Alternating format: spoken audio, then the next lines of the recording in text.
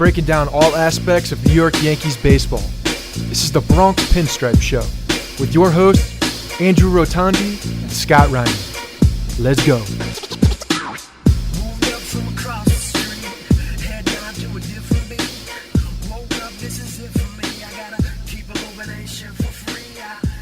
What's up, everyone? Welcome to the Bronx Pinstripe Show, episode 370.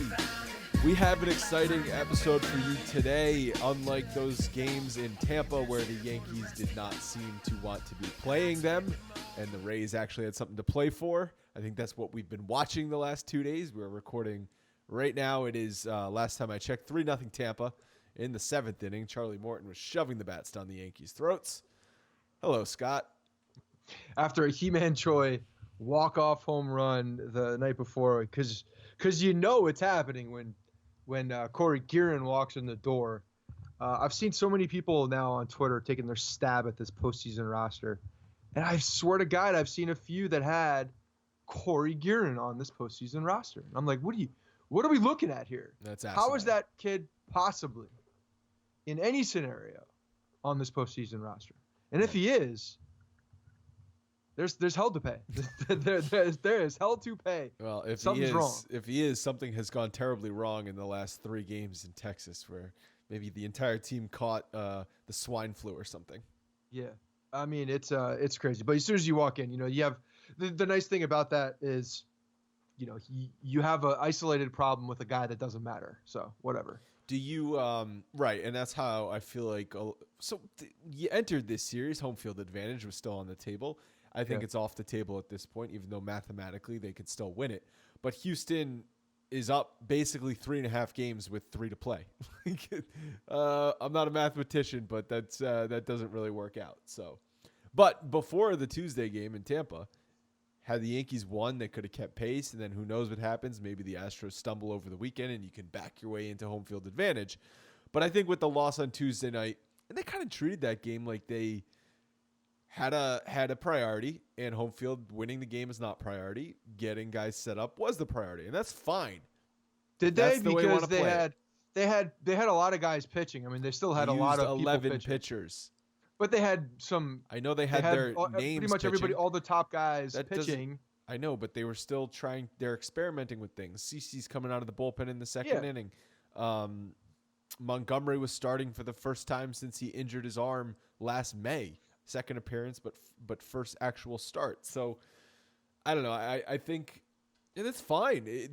I think the Yankees have a plan, and they've had a plan for a long time this season. That's why guys have not pitched on 3 consecutive days in the bullpen. That's why they give guys extra days off when maybe you don't think they need that extra day off. They get the day off to try and avoid injury. That's worked out so well. But they have a plan, and they're going to stick to it. They have a plan-ish. We're going to find out if it's the right plan. We're going to find out if home field advantage matters.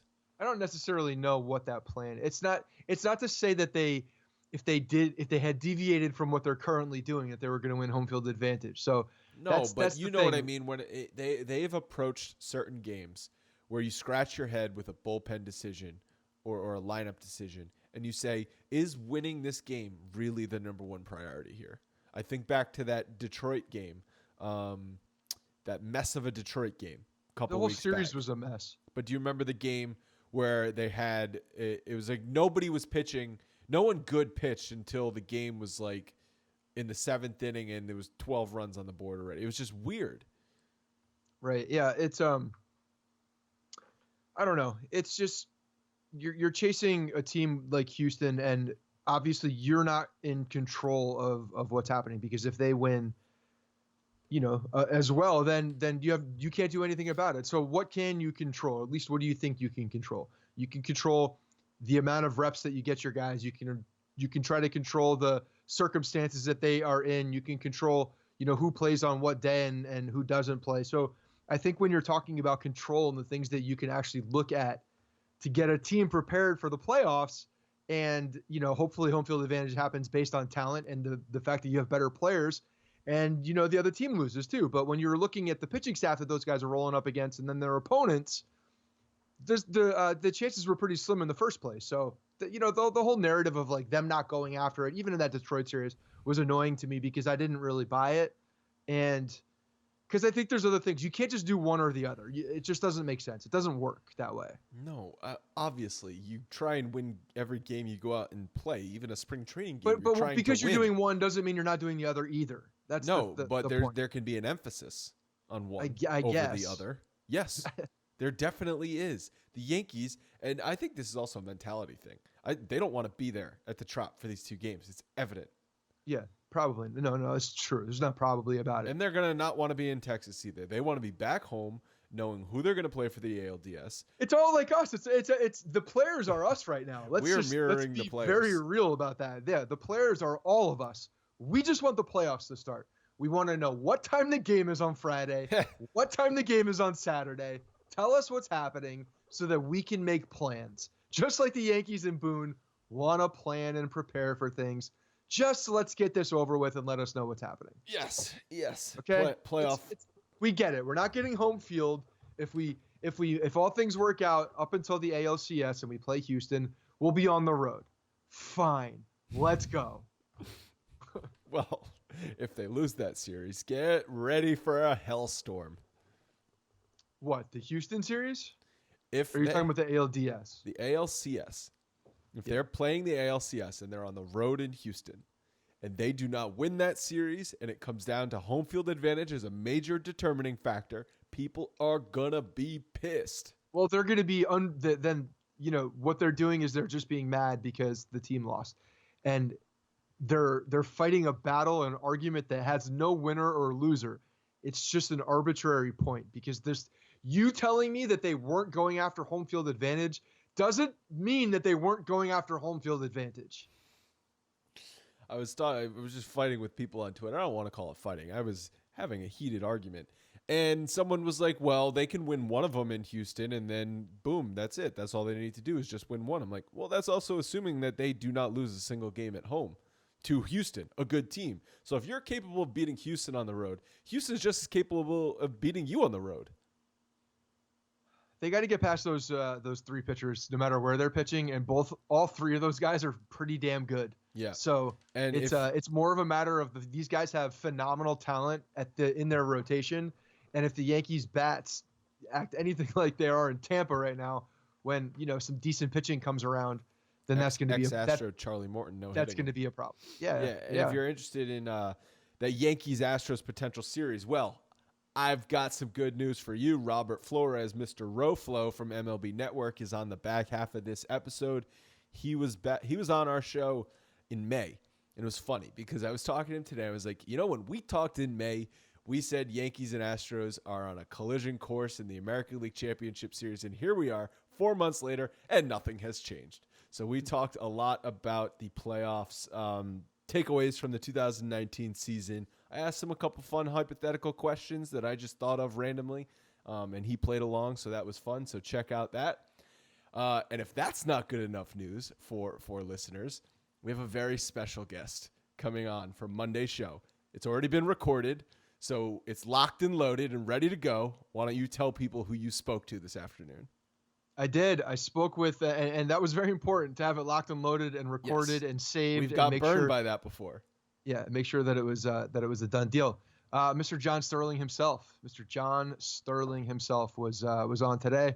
So I had a good 37 minute conversation with him. Really, it was just me trying to spark some stories out of him and letting him go, because that's what the man does. The man talks in perfect tone and says great things usually when it comes out. Especially when he gets into story mode, man. When he gets into story mode, John Sterling, there really isn't. If you're a Yankees fan, if you're a Yankees fan, and there really isn't a better guy to listen tell a story. Yeah. Because the way he tells it's extremely captivating. So you know how like Vin Scully sort of transcended just Dodgers fans, and all baseball fans love Vin Scully. I don't know if John Sterling has reached that point because he's the Yankees. Because Vin Scully did national games. John Sterling doesn't do national games. Right. But yeah, I think baseball fans, longtime baseball fans, will also enjoy some of John Sterling's stories, because he's not just called the Yankees games. He's been a broadcaster forever. He's done practically every sport you can think of, and that was one of the. I was trying to get into some areas of conversation that hadn't been touched as much. Obviously, he's done a bunch of interviews, and we've all heard him talk a lot on the broadcast because he spills the beans during the broadcast as well. 3.5 hour podcast every night. Yeah, and he does have a new podcast out, so we talked about that where he's telling all sorts of stories, not just Yankees but other baseball stories as well. So I'm looking forward to listening to Story Time with Sterling on the Pinstripes and Bright Lights. And it's just called it Story Time with Sterling. I know, or Stories with Sterling. Missed opportunity there, but yeah, we talked a lot about like how he started up and just kind of like some stuff in his past that I thought was interesting. So yeah, it was fun, man. It was a lot of fun. It was one of those things that's very cool for me personally as well. I mean, he's been the guy. I mean, I grew up not having cable television. I had WPIX and Scooter and Tom Seaver and the other guys that were in that WPIX booth in and out. And then it was Sterling and Kay on WABC 770. So that was my Yankees. I probably have more in common with people that are older than me because I didn't have cable. So the games were on MSG. Couldn't watch those and watched them only when they were on WPIX. So a lot of the games I listened to on the radio. I've never been jealous of you getting to talk to a guest, and I'm assuming you've never been jealous of me getting to talk to a guest because like we've been switching off a lot, and a lot of times it's like, oh, that's a cool guest, but like, awesome. I'm very jealous that you got to talk to John Sterling. Yeah, this is the first one. I'm like, God damn, I wish it wasn't in the middle of the afternoon and I didn't have to be at work right now. Yeah, no, it was good. It was fun. It was a lot of fun. I'm looking forward to putting it out there, and it was good. It was good of John. I tried to call him Mr. Sterling and keep that, but he quickly nipped that in the bud and said no. It's John. Call me John. We're on level playing fields for at least the next half hour. So also a quick update on just the podcast schedule over the next hopefully month. So we're going to do Monday's episode. John Sterling will be on that. We'll also do season wrap-up sort of things, awards. Got some stuff for that planned. And then there'll be no games, no Yankees games anyway for a week. But we'll do an episode on Thursday, next Thursday, before the ALDS starts, previewing whoever the Yankees are playing. It's probably going to be the Twins at this point. But we will that'll be sort of a look-ahead preview episode for that. And then the grind starts. The no-sleep late nights start, and every game the Yankees play in the playoffs, there will be an episode from us out after the game. It's going to be raw. They're going to be about a half hour each. You never know what you're going to get because sometimes we're watching the games at home. Sometimes we're watching the games in person. Those are usually quite different in tone. We're also doing something different this year where we have these wireless mics, and I mean, literally going to be recording from a park bench in the Bronx, somewhere where we can get, some decent reception so that we can get this thing going. But yeah, no, it's going to be fun. It's going to be this is what it's all about, baby. We've committed to doing a show per game every time we've done this, and pretty much hit on that. I mean, last year wasn't difficult. There weren't many games. 2017, I think we missed one day. I think we heard shit from that too. We heard shit from that from one of the events. I think it was this year. Actually, someone came up to me at the dugout and was like, and was giving us shit for not doing it that night because they were waiting for it the day or like that night or the early in the morning.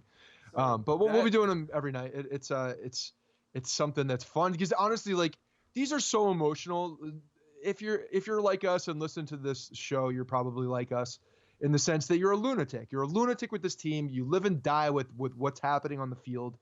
And it just ramps up when it gets to the playoffs because that's it. There's no bullshit speculation about what's happening for the rest of the season, who's going to do this, who's going to do that. It's just all about the results and all about what happens in that given game. You lose your mind over one game, one decision, one outing. Yeah, that's and then usually you move on the difference in something. And there's always one thing in a loss that you harp on. Like I remember that Joe Girardi decision in 2017. Like, we spent an hour and a half doing a podcast just on the challenge or no challenge. No challenge. Yeah. And that's what happens when you lose a game in the playoffs. Everything's magnified. Like, all the nerd stats go out the window. So this is your time to shine, Scott. I know. I love it. This is all eye test, baby. Because what are you going to do? Talk about weighted on base average for a 5-game series? Like, who gives a shit? I'll be able to smack you in person if you say that. So this is going to be good. I'm excited for it. I'm especially excited for the update. We have an update for the playoff tickets as well. So we're going to be getting another email out very soon. All the T-shirts are on their way. They're being shipped out. What day is today? Thursday. We're releasing this. They're being shipped out on Thursday, Friday. So you guys will start getting them over the weekend, if not Friday, depending on when they get out. So that is all in the works and happening. And Colleen and I are in the back just making sure we're putting together seats, getting everybody, because we had a bunch of seat requests for people, or if you ordered twice or 2 separate orders and you want your seats together. So we're going through all that stuff, going through the emails and such, and making sure that we have everything lined up for seating, and making sure we can accommodate as many people as possible. We usually are pretty good with that. So that's the game plan. So if you are wondering about that, what's happening, tickets will be emailed. They will be transferred to you middle of next week. So don't expect them, this week or beginning of next week. It will be middle Wednesday or Thursday. The tickets will be transferred electronically. The QR codes don't show up until 48 hours before the game anyway, so you can't do anything with the ticket no matter what. So, that's kind of the time frame, and we'll be in touch with you via email when we have something to say. But it's going to be a whiteout. These are white shirts. This is going to be a whiteout. If you have something else that you want to wear along with the shirt, if it's a jersey, fine. Just white. Everybody wears white so that we can get that entire section of 205 and 206 in white, baby. And if it's going to be a little chilly that day, wear long sleeves and then put the white shirt over it. Yeah, that's fine. It looks like it's not going to be, but depending on when the game is, if it's a night game, it'll be obviously cooler. But so far, looking at the weather, it shouldn't be too much of an issue. So as it stands now, even though I'm ready for hoodie weather, big time. The Rays, Indians, and Oakland are all separated by a half game in the wild card, and the Rays. The Rays are playing for their playoff lives. I think that's what we're seeing with this series right now. Is that Yankees are all but set in the playoffs, and the Rays are trying to play for the playoffs. So that there's a difference in attitude by the two teams, and it's understandably so. But have you seen the potential tiebreaker scenario if all 3 teams finish with the same record? It is wild. So there's going to be a lot more baseball played, right? A lot more baseball played. So obviously, if just the 2 teams finish, then they play a head-to-head to see who plays the 3rd team on the wild card game. But if all 3 finish with the same record, they get assigned A, B, and C based on head-to-head records. And then on Monday, September 30th, Club A hosts Club B, and the winner advances to the wild card game. And then on Tuesday, Club C hosts the loser of Club A versus B to see who goes to play the wild card game. So the loser. Oh, wow. The American League would be playing. You could potentially, if you advance, you could advance the whole way. You could lose on Monday, win on Tuesday, win on Wednesday, and then go play the American League Division Series. You could potentially be in games all week. I'm here for it. I'm here for the chaos. Give me the madness. Even though it benefits the Astros in that scenario. I was going to say the problem with that is that the Astros might have a cakewalk. Because they're going to have a fried team. Yeah, so that's the thing. Like if the Yankees do have this 2 seed, which looks like that's happening, I don't want that scenario to happen. I want them to go. From an entertainment perspective, you don't want that though. I kind of want that. No, I don't. I want Houston to have a tough series, because look, if things work out the way that we want them to work out, and the Yankees play the Minnesota Twins, and the Minnesota Twins are who we thought they were, and we beat them, we want the next opponent, to not have a cakewalk through, not have like the Houston Astros, if it is there them, anything to be said for something? Momentum and a team playing on adrenaline? That only goes so far. When you have a team that you're running into like Houston, who has an insane amount of talent, insane amount of top tier pitching, that could kill momentum very fast. Yeah. And you're going to run out of bodies and you're going to run out of steam at some point. And I think that's the bigger problem when you're looking at, a 25-man roster after paring down from all these September call-ups. That's the other thing about September call-ups, man, is that you're looking at the teams that are advancing. Now you're cutting your roster down and going back to the way it was all season long when guys are they're not being used as much late in the season. It's weird. I'm glad it's going away. Yeah, obviously it would benefit the Astros if that scenario happened. That scenario is a little unlikely at this point unless they all finish with the same record. But it's another reason why getting home field advantage in the number 1 seed is beneficial because you're playing a wild card team, which in theory has burned its best pitcher already. So for the Yankees, their pitching's looked a hell of a lot better over the last month, and now with the emergence of Severino's return, that's even better. But for the Yankees, they need every pitching advantage they could get, and that would be a pitching advantage if the team you're facing is not going to be able to throw their best pitcher until potentially Game 3. Where the Yankees facing Minnesota, we'll talk about this more next week if it is the Twins we're playing, but they have not seen Berrios this year. Right. They faced the Twins twice in 2 separate series, and Berrios has not pitched in either. And he's their best pitcher. He's had ups and downs in the second half, but he had a really good first half. But I think that's a big factor. They haven't seen him yet. Yeah, no, it's definitely a factor. It's something that because the Yankees haven't seen him, they can't game plan the same.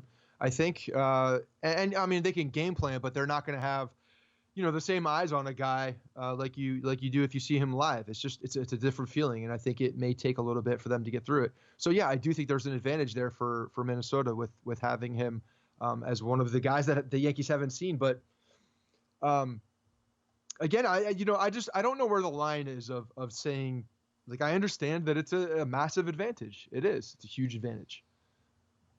But if the Astros keep winning and they keep doing their thing, it's very tough to overcome that hurdle, especially when they own the tiebreaker. It's a challenge that the way that they're playing. You just don't want to concern yourself with it. You're done. I don't want to concern myself because I just don't think it's I don't think it's a yes or no question. I don't think it's okay, we're doing this now, let's do this. No, I'm not saying that. But that's kind of the argument. No, it's just the importance of it.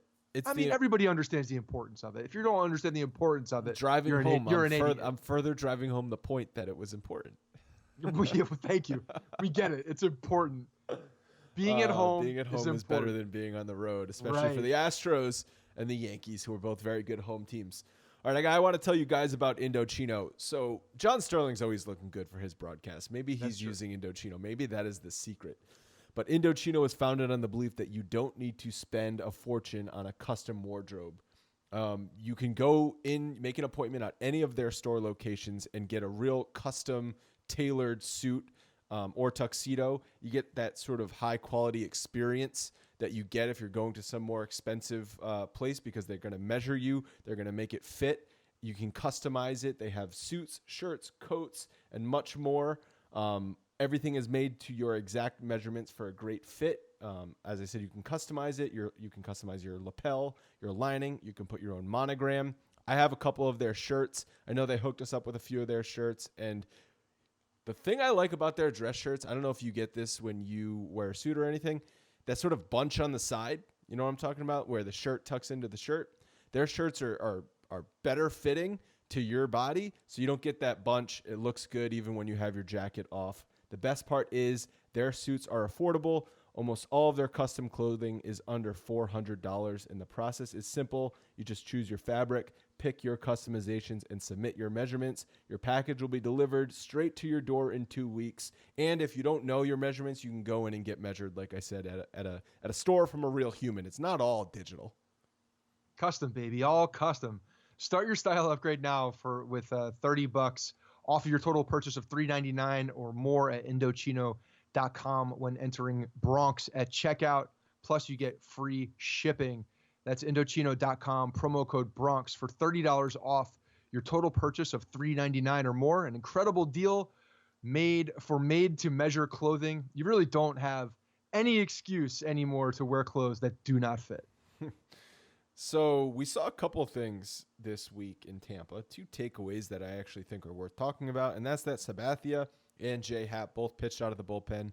These were tests that the Yankees wanted to see if they, I think, just get experience. We sort of talked about that, right? Like, how much are you really going to learn from one outing? But just get some experience. And Sabathia pitched a clean inning, or not a clean inning. He gave up 1 run.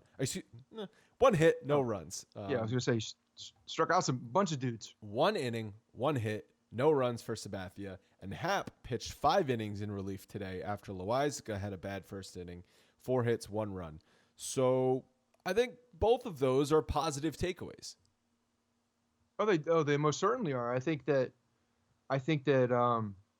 if you're looking for the positive and you're looking for the if they can do it, if that's what you're doing this for, them going through different routines, making sure that they can go out there and have some semblance of a normalcy when they go out in relief, then yeah, I think mission accomplished. CC even talked about it when he was on the mound. Once he got out there, it was just like normal. You're throwing the ball. I mean, if you don't let that get in your way, theoretically, it should be relatively normal as long as you can prepare your body, get your body ready, and you're good to go, and you're feeling like you should start. Like any other, whether you're starting or coming in a relief, it doesn't matter. When you throw that first pitch, if you can get your body to feel that similar way, then I think once you step on that rubber and start throwing the ball, nothing should change. Yeah, and I think that's why it was important to test both of these guys this way, because then, like I said, in the playoffs, they're not doing it for the first time. So Sabathia can just worry about going out there and pitching and not worrying about how his body's going to react by coming out of the bullpen. And he's even said, I don't take much time to get ready anyway. I don't go that long. I don't take much time to get ready at this point in my career. So I think Sabathia is not really an issue. Happ, he ended up going 5 innings, actually. If he just started the game and pitched 5 innings, 4 hits, 1 run, we'd say, thank you, JA Happ. That's a good start for you. I mean, when you look at JA Happ and when you look at CC Sabathia in their careers, they're both in a very similar spot. I mean, they've been around for a while. They kind of have, that wisdom, that old man gene in there that they know how to. They've been around the block. They've done things. So I think that making some kind of an adjustment like this, I've always been waiting for that adjustment from JA Happ. I mean, it took him a long time to make an adjustment, but he's eventually made it, and he's definitely looking more like the guy that I think we all expected this year in 2019. As of late, over the past month, he's really looked like the guy that we expect to. Not as good as he was for the Yankees last year, but better than he certainly was. Pretty damn close. Not far off. I mean, his pitches look a lot better. The confidence is there. The fastball seems like it's getting more swings and misses. So I'm a lot more comfortable with JA Happ today than I was a month and a half ago. I think that the preparation, just going through the motions and getting it done just so that they can kind of see it. It's really just like a walkthrough, right? Like you get a guy in football, you bring him in, same system, new team. He just needs a walkthrough just to get comfortable again. And then it's like riding a bike. I think what we could see is for game 4, if things go well, you could get Green opening and Happ coming in relief for a few innings. And maybe they don't let him go 5, but if they go 3 or 4 with him after Green goes 1 or 2, I think that's realistic. I know you're shaking your head because you're like, so much can change between games 1 and 4. I know that. No, that's not why I'm shaking my head. I'm just when I'm watching Chad Green pitch over the past, I don't even know how long, weeks, month, the guy looks like just an absolute dominant force right now. He looks like he's back to that guy that we saw when he was with Girardi doing the 2 inning stints and getting a tons of swings and misses, getting the ball down, fooling guys. He just looks really, really good. I don't want to use that guy in the first inning. I just don't. I think that he's now. Why? Because I think JA Happ is pitching to a point where he could be effective in those early innings still. I don't think you need that opener when you look at what the rotation is currently doing. I just don't. I think now you can get some of that length from a guy like JA Happ that we have, and plus the other 3 that we know that will start the games. And now you also have a significant weapon who is pitching probably the best he has all year in Chad Green later in high leverage situations. Chad Green in late inning situations in games 1 and 2.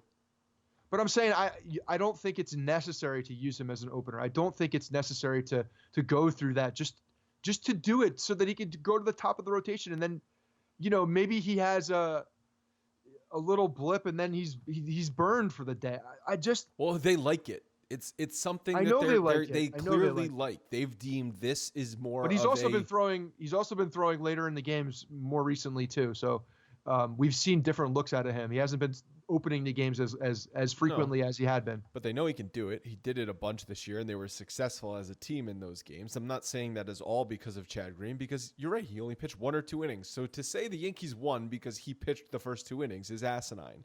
Well, no, because Nestor Cortes really played into a lot of those victories as well. No, the offense won those games. Don't you remember those stats? Yeah. Oh, the Yankees outscored saying, opponents like 9-5 in those opener games. Right. So JA Happ could have started those games and it would have been the same result. That's the point. When Nestor Cortes is involved in those decisions and you're looking at Nestor Cortes isn't going to be pitching. I know, but the point is when you're looking at those, if people rely on team stats based on an opener, it's asinine. Well, someone said I think it's better. Someone said I said it's stupid too much, and I'm going to my old man get off my lawn phrasing too much. So I just held that one back. Okay, that was restraint. You got dumb to go through. You got ridiculous.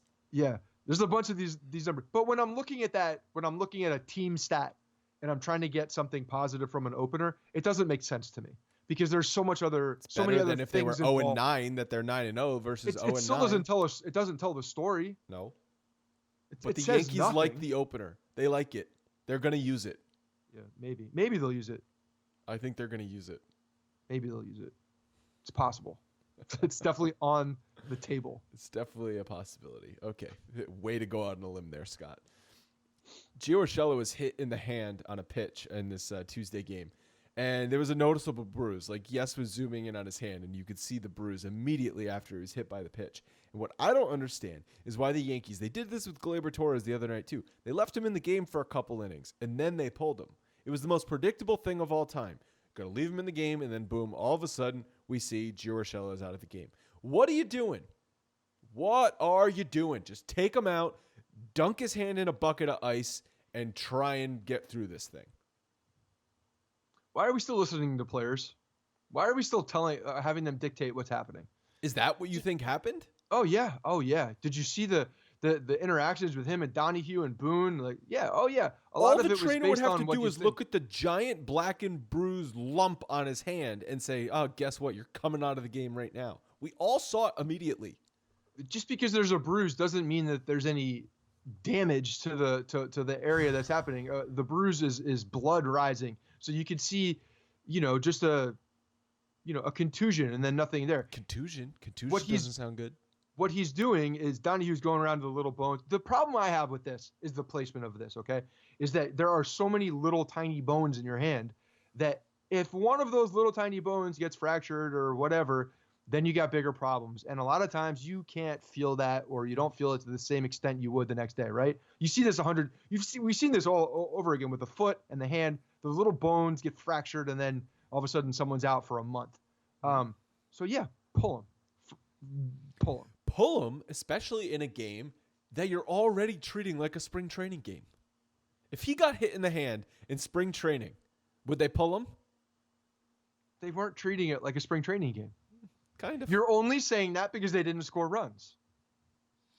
I'm saying it because they used 11 pitchers. I know they used Green and Canely and Ottavino and Britton, but they also use Guerin and Sessa and when you're lumping in Sessa with the bad pitchers. Why they are you doing used that? everybody for one inning. That is not trying to win a game. I'm sorry, that's not trying to win a game. You want Ottavino and Britton to pitch more than one? You want Canely to pitch more than one? I just don't understand what you're saying because the way that they started the game. Because you're in a 1-to-1 game, okay? And you're burning through pitchers one at a time. When you could go into extra innings and then you'd leave yourself in a position where Guerin has to come in the 12th inning. And just that's your last hope because you're not going to use Chapman even though he warmed up a couple times. You just got Guerin. Whatever Guerin gives me, Chapman. I got. See, here's where you're wrong. You're wrong to use Chapman if they took the lead. Exactly. So what you're doing is you're throwing these guys one inning to set yourself up for your offense to actually do something because normally they do something. So how is that not trying to win the game? You're going and throwing your guys in a circumstance, in a position, how they will probably be used in the playoffs, how they've been used for the majority of the season, and you're setting your offense up putting up zeros with the pitching staff putting up 0-0-0 for these guys to go out there and scratch a couple runs across. How is that not trying to win the game? That is exactly what that is. So the fact that Corey Guerin was used in the 12th inning, I mean, okay, score a run.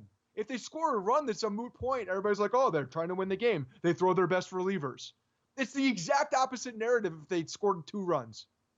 So that's why this whole scoring run, or this whole not trying to get home field advantage, taking care of your guys, I'm not treating it like a just spring had training nothing game. to do with it. But it's just it makes no sense. They were trying to win the game. My point was that game was not super critical to the Yankees. They should have taken Gio Urshela out of the game immediately. That was the point. Well, that was, yes, Gio Urshela, if we're talking about that as but I could understand it. I could get on board with letting the player dictate something and say, I want to stay in the game. If the Yankees needed that game for something, if they're fighting for their playoff lives, okay, and the situation's reversed, and the Yankees are in Tampa's position. You said they were treating it like a spring training game. That's where that was an exaggeration. Okay, well, yes, that was an exaggeration for they effect. were literally using their best players in the spots that they're normally used in. But I don't think winning the game on Tuesday was their number one priority. I'm not saying they weren't trying to win the game. It wasn't their number one priority. So if that's not your number one priority, get your player out of the game who just got drilled in the hand. If it's your number one priority, either way, you get your player out because of the injury situation. Either way, whether it's not your necessarily number one priority, either way, because if that's a do or die game, you might leave him in. And I understand if it's a do or die game and you want your guy that just got hit. No, but sometimes you trust your player and you don't want to put in Tyler Wade instead of Gio Urshela. I get that. You're reaching horribly, badly reaching on this, on the fact that it's based on the fact that they were essentially, you're saying, punting the game, not acting it like it was a number one. You're taking my words out of you're saying stretching my priority. words. I didn't say they're punting. What's the difference between a number one priority and a number 2 priority? Oh, come on. No, I'm serious, because there's really not much. It's very gray when you're talking about health and there's winning. Importance. You place advantage. importance on things. What has priority? Tell me. If you're winning, then health doesn't have it. So how is that right? Well, I don't think that on Tuesday night their priority was win the game at all cost. They used every one of their best pitchers in the situations that they're going in. How is that not it? They've had next man up this entire season. If Gio Urshela is not playing third base, as we've seen how this season has gone on, somebody else has gotten the hit. So you're saying winning the game was their number one priority on Tuesday night? They acted like it. They just didn't get a run across. Then why the hell did Cody Guerin pitch in the 12th Because it was inning? the 12th inning. Well, if winning's their number one priority, that doesn't put yourself in a good position. Does Guerin pitch? Score a run. If it's the playoff game, if it's a playoff game, and for whatever reason Guerin's on the playoff roster, does he pitch in the 12th inning? No, they send someone else out there. It depends on what's going. First of all, it's not a playoff game. That's very different. You're like taking it to a different level. I'm exaggerating just like you're exaggerating. I'm not exaggerating at all, actually, because when you use your best pitchers in high leverage situations for the exact reason and the exact situations that they've been used all year long, and probably how they will be used in the playoffs, just to set your offense up to score a run on the road, how is that not trying to win? Your offense has been your main positive all year. Don't feel like arguing over this because we're saying similar things, just slightly different. They also used Tarpley. They also used Lyons, who didn't even get an out. They also used Lyons was a joke. That guy needs to leave. So what I'm saying is they did not put themselves, Boone and whoever decided that we're going to use Montgomery for 2 innings, Heller for an inning, Sabathia for an inning, Tarpley for an inning, Lyons to get no one out, Sessa for an inning, Canely for an inning, Britton for an inning, Ottavino for an inning, Chad Green for 2 innings, and then finally go to Cody Guerin. That is not putting yourself, your pitching staff, in the best position to win a game. It's just not. Question. How many pitchers did the Tampa Bay Rays use? I don't give a shit about the Tampa Bay Rays. They used probably, it was very close to the same amount. They used a ton of pitchers.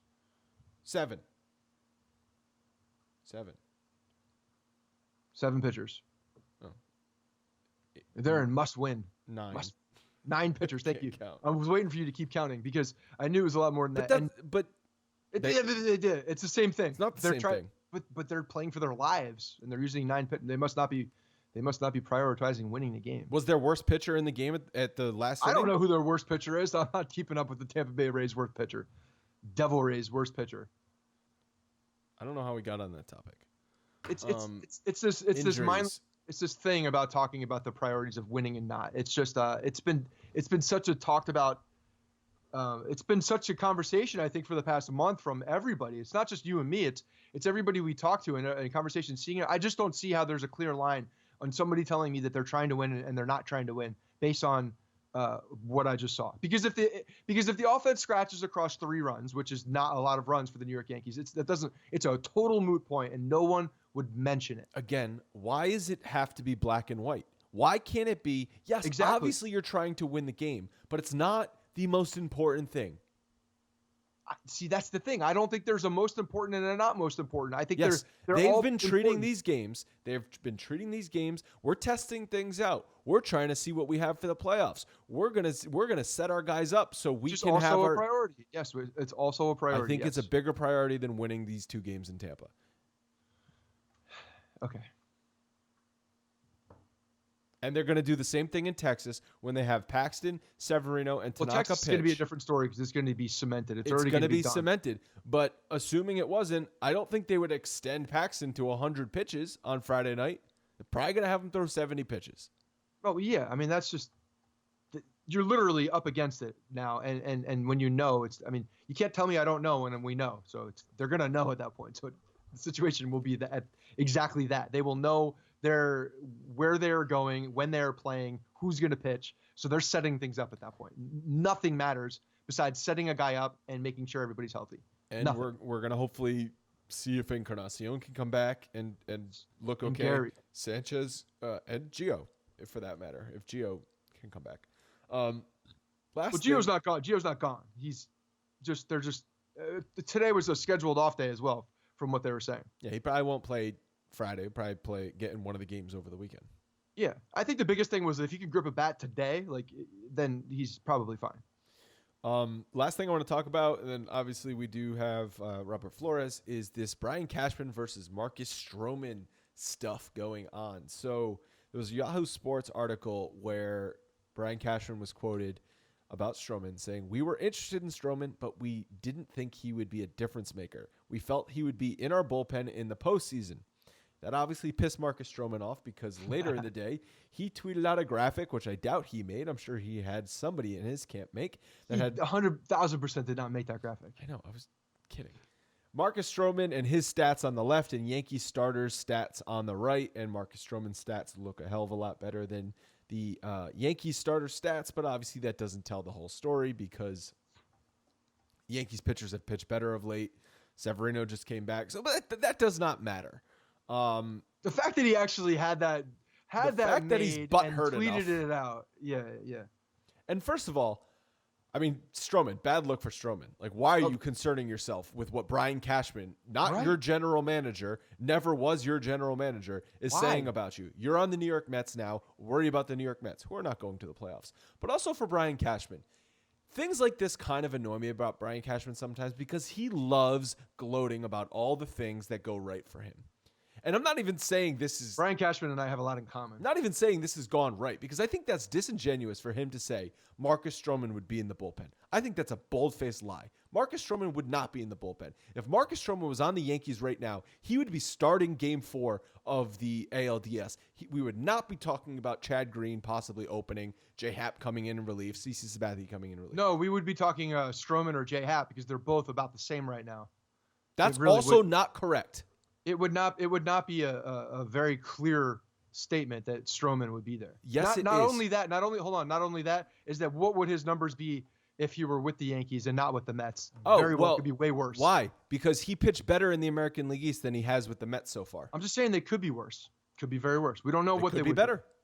Could be better. We don't know what they would be. And also Marcus Stroman is infinitely better than JA Happ. It's not even funny. And his numbers in the second half are infinitely better than JA Happ's in the second half. So the decision would be easy. You can't look at JA Happ's second half. You have to look at what JA Happ has been over the past 3 weeks. That's who he is right now. Assume that's what he would have done for the rest of the... You're going to take 3 weeks over 3 months? No, I'm looking at what JA Happ is right now. I'm not looking at what he was in in August? Why would I look at what JA Happ was in August? He's different right now. He's been a different guy. He's doing different things. You can't look that far past when you're looking at right now. That's just ridiculous for you to say that Marcus Stroman. It would be between Marcus Stroman and JA Happ. Like that's no one in their right mind would pick JA Happ. What I'm saying is that it would not be It very well could still be an opener situation in the bullpen. Whatever. I just think that it's a little gloating and a little controlling the narrative by Cashman to talk about something like this, because he did not trade for Marcus Stroman, and apparently the price was too high. And if the price was too high and they didn't want to pay that, then that's fine. Say that. But don't start acting like you knew something when you didn't know, because at the time of the trade deadline, Severino was a gigantic unknown. Masahiro Tanaka was coming off the worst stretch of his career, and James Paxton had not yet figured it out. All you had was Domingo Germán, who was up against an innings limit. So your rotation was so spotty at the time. And you're sitting there saying Brian Cashman is projecting Marcus Stroman in the bullpen with all of those things I just laid out? That is bullshit. That is just downright bullshit. I love it. I love it. I hate it. I love his cockiness. I love the fact that he's putting him in his place. Why is Marcus Stroman talking about us? Well, he wasn't. Brian Cashman was talking about him. It doesn't matter. Why does he have rabbit ears? Why is he paying attention to anything that's happening? I think Brian Cashman was asked. Brian Cashman was probably a part of that. Asked a direct question, and then probably asked even more direct question about if they did acquire him, where he thinks they would be currently, and who knows what was taken out of context and how this was going down. I don't care. The fact that Marcus Stroman literally had a graphic made that was skewed to his favor while he's on the Mets, who are currently now about to not have they been eliminated yet? It's close if they haven't. They're eliminated. Done. So now not going to be there. Now looking across to the team that he wanted to go to, putting out a graphic. Like there was a lot of time that went into that graphic. Doesn't this prove that maybe he would not have been able to handle the Yankees? Yes, I'm so happy about this whole thing. It's exactly right. So maybe that's exactly what Cashman's also alluding to. The fact that this guy is obviously weak-minded, would not be a starter on my team in the playoffs. Look at what he's doing. He's probably going to respond to what I'm saying right now. He probably made a bet with somebody and had the prediction that Marcus Stroman was going to do something dumb as a response to what Cashman was saying, and probably won that bet too. Do you know what #HDMH means? Is it the I think he's got an apparel company. Oh. If that's what you're referring to. Is that his apparel It's some company? initials.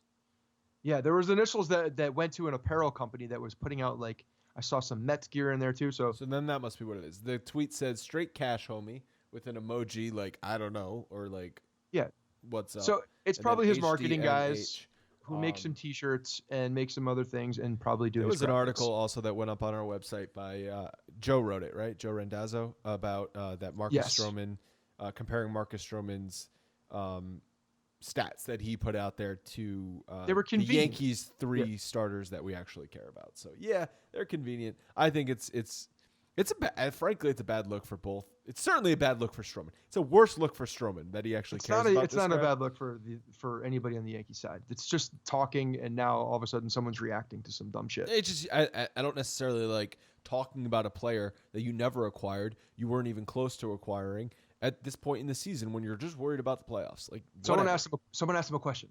He answered the question. Maybe. All right, that's gonna do it for this was a contentious episode. Cause we're ready for the playoffs. There's just too much bullshit that's happening. There's too many narratives that mean absolutely nothing, and it's just smoke in the air with this fan base right now. And we just need to cut through the bullshit and just get to the playoffs, because that's what everybody's ready for. Everybody's pining for the playoffs, making shit up because they don't even know what to talk about, because there's nothing to talk about, because what's happening on the field doesn't matter right now. And we just need to get in the playoffs. That's it. That's it. What's happening on the field doesn't matter. Right. Almost like a spring training game. All right, that's going to do it for this episode. Stay tuned for Robert Flores. Submit your mailbag questions for Monday's episode. And also get pumped about that conversation Scott had with John Sterling. I'm excited to hear it. That'll do it for us. Talk to you in a few days. Hey guys, thanks for listening to the Bronx Pinstripe Show. Make sure you find us on iTunes and subscribe so you can get all new episodes directly onto your phone. If you do like the show, we'd love for you to take a minute and give us a 5-star rating and review in iTunes. It really helps us out and allows us to create more shows. We're on Twitter at Bronx Pinstripes and the same on Facebook. You can always find us there talking Yankee baseball. Thanks again, guys, for your support. Really appreciate it, and go Yankees.